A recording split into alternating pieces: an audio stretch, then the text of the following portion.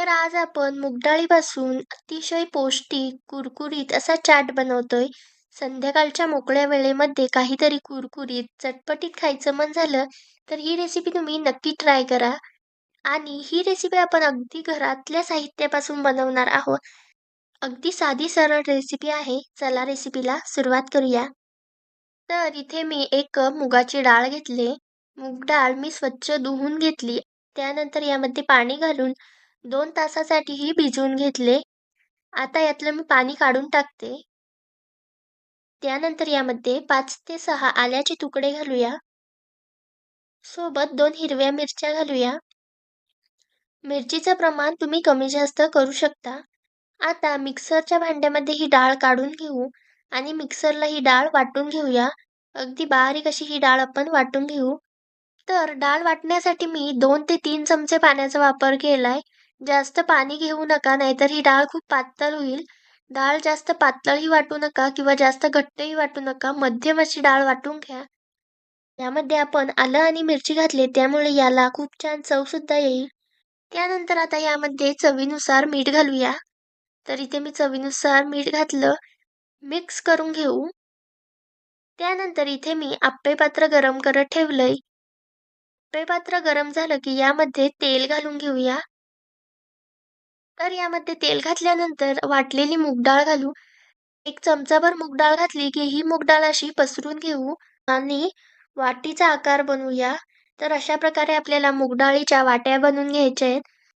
नेहमी कडेपासून सुरुवात करा, कारण मध्यभागी आप्पे पात्र लवकर गरम होतं. त्यामुळे नेहमी कडेपासून सुरुवात करा. अगदी पातळ असं हे पसरून घ्या. तर सर्व आप्पे पात्राच्या गोलांमध्ये मी इथे मूग डाळ पसरवून घेतली. आता हे 2 मिनिट आपण शिजवून घेऊया. तर अगदी 2 मिनिट झाले. हे व्यवस्थित शिजून झालं की चमच्याच्या साहाय्याने काढून घेऊ. अगदी कुरकुरीत ही अशी वाटी तयार होते. तर बघा अगदी सहज निघते. एक-एक करत सर्व वाट्या काढून घेऊया. तर इथे मी सर्व वाट्या काढून घेतल्या. त्यानंतर इथे मी मध्यम आकाराचे 2 कांदे चिरून घेतले. कांदा अगदी बारीक असा चिरून घ्या. त्यानंतर एक टोमॅटो सुद्धा बारीक चिरून घेतलाय. सोबत थोडीशी कोथिंबीर चिरून घेतले. त्यानंतर आपल्याला लागणार आहे थोडीशी बारीक शेव.